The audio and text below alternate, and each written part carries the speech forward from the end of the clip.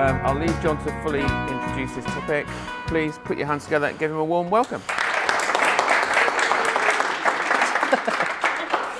Right, all right, good evening everybody. So tonight I'd like to talk about change. So I'd like to start with a show of hands. So who here has tried to bring about some kind of change within their organisation? However big, however small. Fantastic. Everybody's a change agent. Who here has faced resistance to change? And who has found the whole process of change really frustrating? Yeah, okay. So, okay. So, probably no surprise, change is really, really hard. What I'd like to talk about is not really about change management frameworks or anything like that. What I'm interested in is what are the characteristics of people who are able to bring about change within their organisations. Specifically, I'd like to pose a question, which is what does it take to influence and bring about change without authority? Because the vast majority of us have fairly limited authority in what we're able to do. Maybe you're a developer and you want to increase the focus on paying back technical debt. Maybe you're an engineer who wants to bring about more of a DevOps kind of culture. Or maybe you're a Scrum Master or an Agile coach and you want to bring about a more agile way of working. In all of these roles, we have limited authority. So I wanted to start with a story about somebody who I thought exuded the qualities of somebody who could have that kind of influence. Unfortunately, the only examples I could think of were people who I've worked with in the past, which wouldn't really have worked here. So I've got another story about somebody else, which is interesting for a different reason. So this is R.J. Mitchell. Mitchell was an aircraft designer, and he was around in the 1920s and the 1930s. He died young, and his family said of him that he died a very frustrated person. So Mitchell had some designs for aircraft that would have been far superior to the aircraft at the time, would have been much, much faster. He took those designs to the RAF. Unfortunately, the RAF, they weren't really that interested in what he had to say. They were mostly ex-pilots from the First World War. In the First World War, it was all about maneuverability, not about speed. So those two things kind of trade off against each other. So he didn't really have any success. So what he did is he went to Canada. In Canada, they had aircraft racing. So what he was able to do is he was able to build his fast planes and prove that they worked. And he was responsible for designing one of the fastest aircraft at the time. It was capable of going over 400 miles an hour, which was a lot faster than anything else. At the time, he was very, very successful at racing aircraft. So having proved these ideas worked, he returned to the RAF. And unfortunately, again, was frustrated. Didn't really get any success. Now, eventually, Mitchell's ideas were kind of taken on. But that was because of the prospect of the Second World War on the horizon. So this big cataclysmic event that was about to happen moved everybody, and he was able to, and they took on board his ideas. Unfortunately, Mitchell actually died before any of his aircraft were built. You might recognise the name of the aircraft. The aircraft was the Spitfire.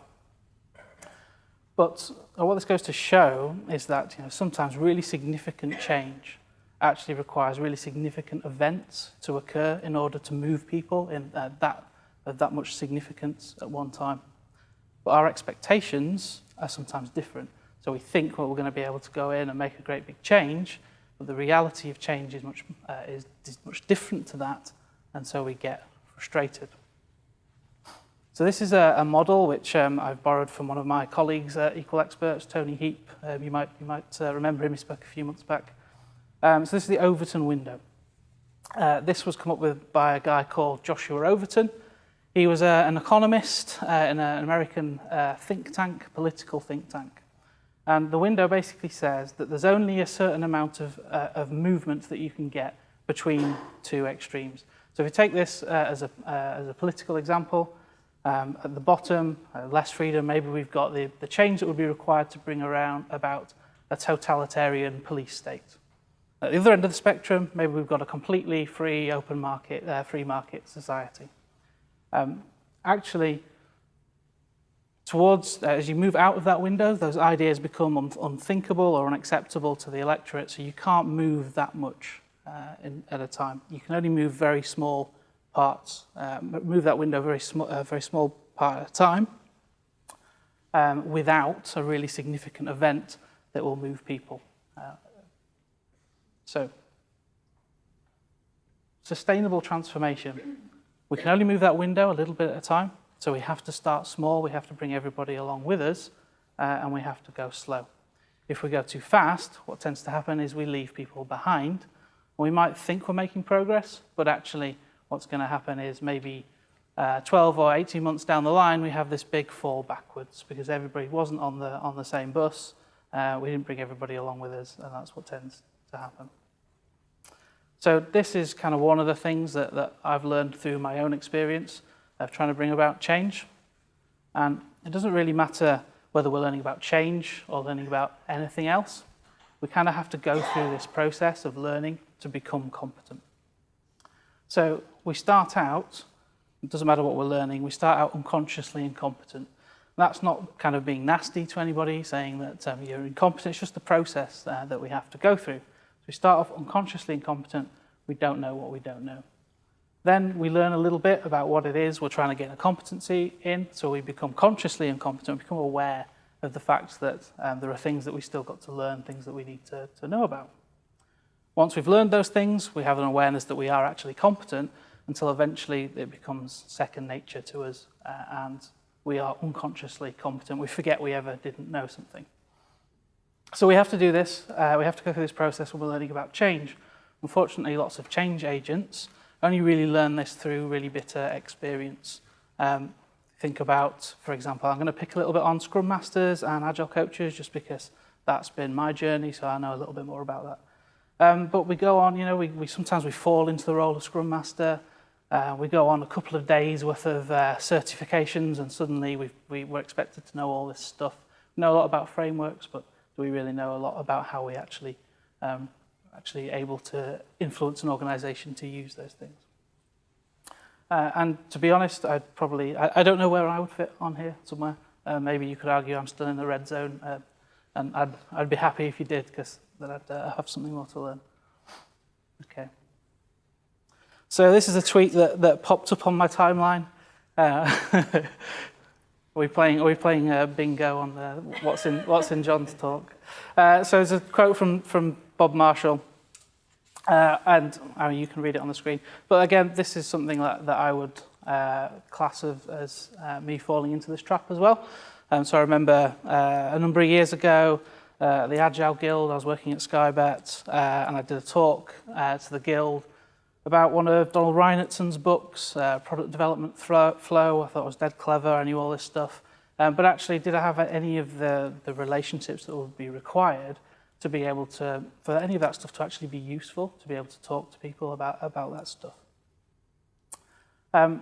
Another thing that, so new Scrum Masters, I'm going to pick a little bit on Scrum Masters, unfortunately.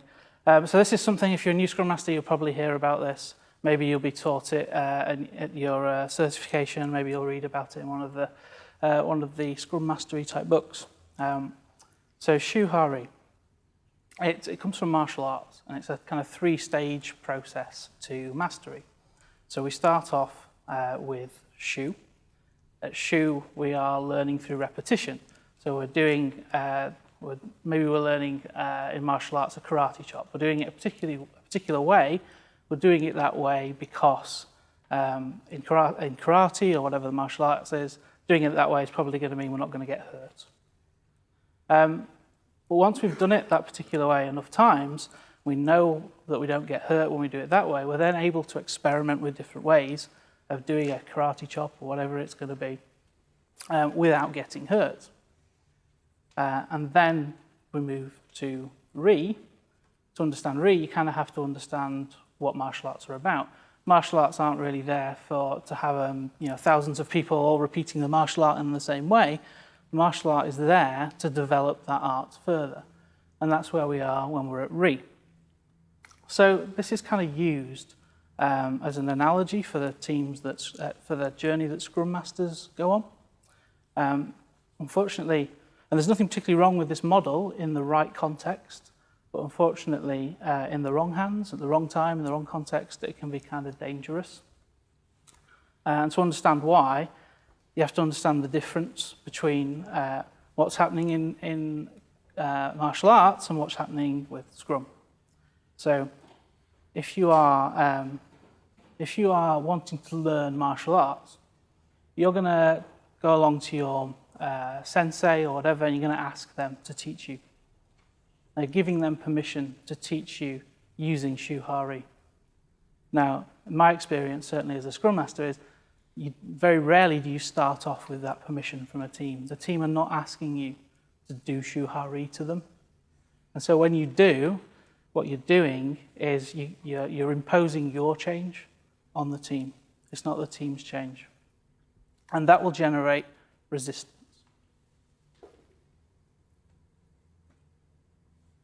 So I think this is probably a little bit of a simplification, but I like the spirit behind what it's saying, which is, it's very often it's not the change itself that people are resisting. It's something else. And if you have gone in and done Shuhari to a team, what that team will be resisting is you bringing your change to the team. So we get this situation where we've gone in, we've tried to bring about a change, but actually there's a reaction to us doing that. And a number of different things can happen when that happens. These are just a few examples. This is kind of some patterns that I've seen. Lots of different things could happen. So this is by no means what you should expect, but it's what I've seen. So Scrum Master goes in, he gets that resistance as a reaction to that person going in. Then there's a reaction to that. So the organization sees the team behaving in the way it's behaving, and there is some kind of reaction to that. And it can kind of go in one of two different ways. Based on what I've seen, as I said, there's lots of different things that could happen, but here's what I've seen happen before. So we get a return to command and control. So we see the organization sees the team resisting the Scrum Master. They get frustrated with that. It feeds their confirmation bias about self-organizing teams and that sort of stuff. So they return to command and control. So first thing that could happen is we could just remain with the status quo. We don't really get any change.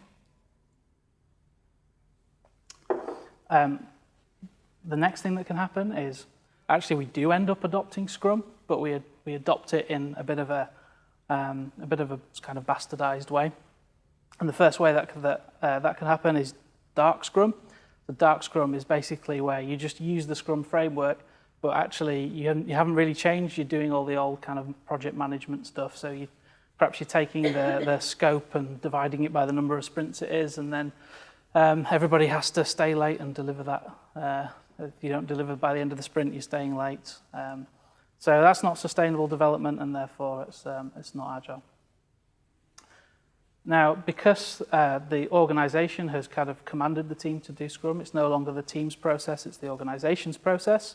So we can get in this situation where everybody becomes really disenfranchised, and we get zombie Scrum. So we end up with lots of people are really disengaged. So you go through the ceremonies, everybody's just turning up to the ceremonies, nobody's really that bothered because it's the organization that's imposing Scrum upon the team. So the Scrum Master starts to feel like, this is getting blood from a stone, but it's completely what you would expect to happen, given that the organization is now forcing the team to do Scrum.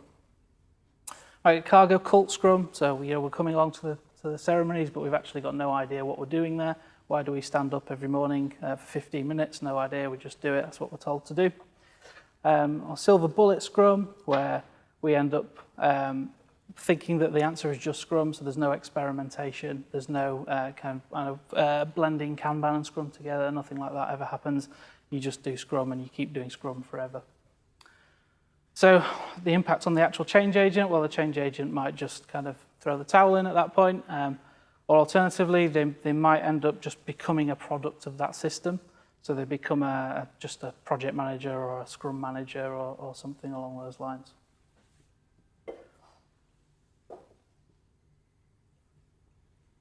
So the other side of this kind of diagram here is what happens if we don't return to command and control. Perhaps we've got some the teams are actually carry a lot of sway, a lot of influence. So they might have some really senior developers within the team. Maybe we've got some really senior architects, that kind of thing. So the team have got a lot of influence. So we end up with the change agent becoming a bit of a lame duck within that team. Maybe we get no change at all, or maybe we end up with the team kind of as a reaction to the Scrum Master, kind of just saying, well, we're not going to do Scrum, actually we're going to do Kanban, because it's the opposite of what you said. And when that happens, it tends to be a little bit of a cop-out. It's not really Kanban. It's just an excuse to have a board and pretend that you're agile, but there's no real discipline to those practices that are occurring. Again, change agent either throws in the towel, or they become kind of just a secretary or just doing some jobs for the team and not really having any influence within the organisation. But these are some of the things that I've seen happen. Okay. So to try and answer that question that I posed at the beginning, I thought I'd try and define what I think an organisational change agent should be. And I actually happened upon a definition, which is a part of something called organisational development. I don't know a whole lot about that. I just read their definition of a change agent. I really liked it, so that's what I've got here. So, a change agent in the sense used here is not a technical expert skilled in such functional areas as accounting, production, or finance. The change agent is a behavioural scientist who knows how to get people in an organisation involved in solving their own problems. A change agent's main strength is a comprehensive knowledge of human behaviour. So if you think about that middle sentence, and think about how different that is to just turning up and trying to impose shuhari on a team, it's a completely different thing. We're getting people together, we're talking about the problems that we've got, problems that we're trying to solve, and maybe we're going to experiment, maybe we'll experiment with some different things. But if you're going to do this, you have to accept that whatever the people you are working with decide to do could be completely different to what you thought your solution was. But if you just experiment with things, then maybe you'll see whether something works or something doesn't. This is much more in line with kind of what as a community we're starting to learn from the Cynefin framework.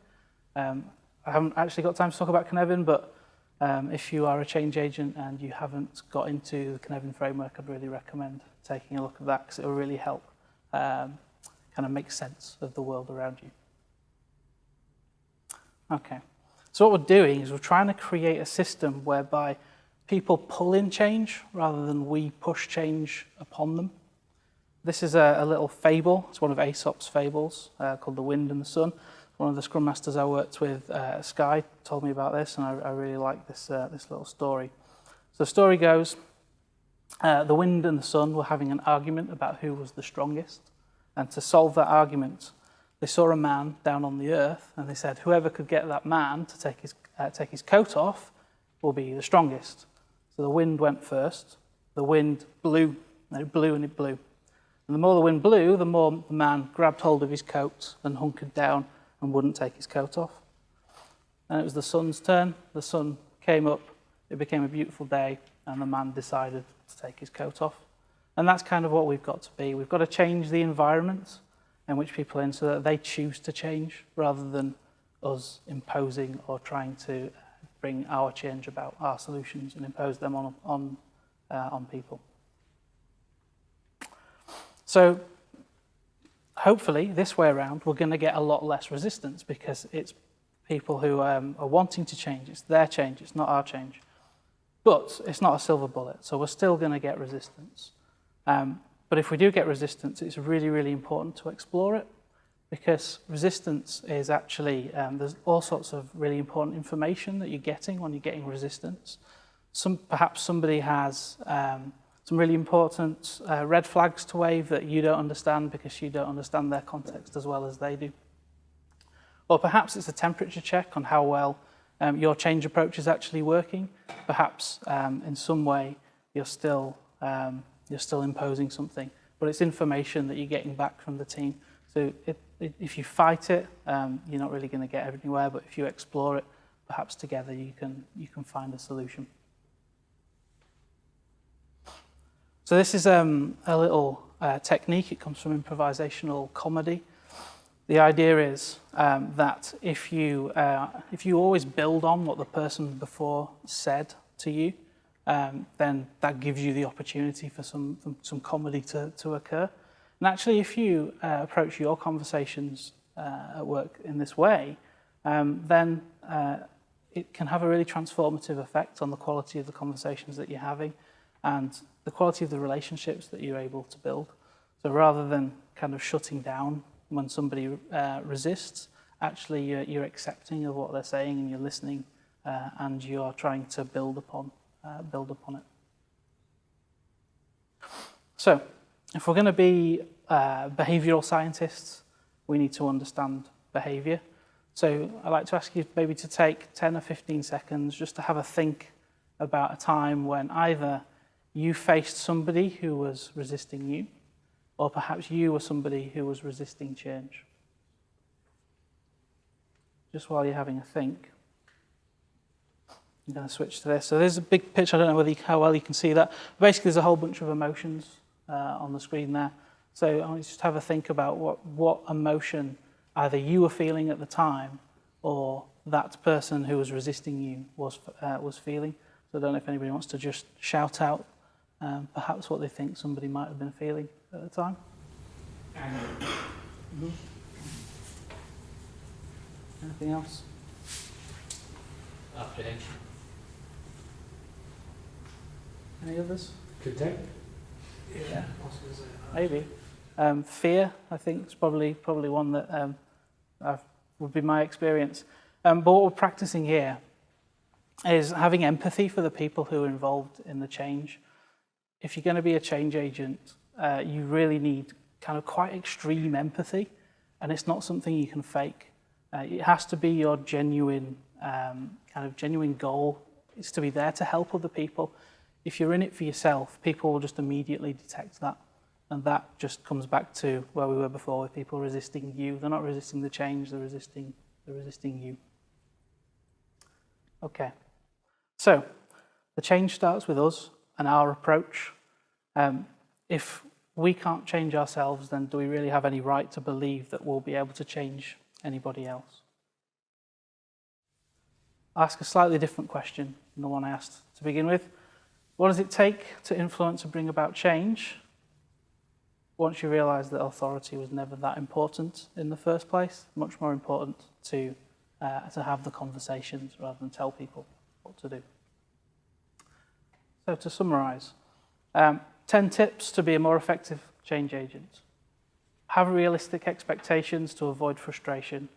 Start small and go slow for sustainability and less stress. Build relationships. Don't impose your change because that creates resistance. Bad things will happen. And once you've got there, it's really, really hard to recover from that. Bring people together, explore the problems that they want to solve. Let people experiment with their solutions, but be a guide and a mentor and a coach. Create an environment where people choose to change rather than forcing them. And explore resistance. Don't fight it. Have empathy for everybody involved in the change, and don't seek authority, seek permission. So that's the end of my talk. Thanks very much for listening.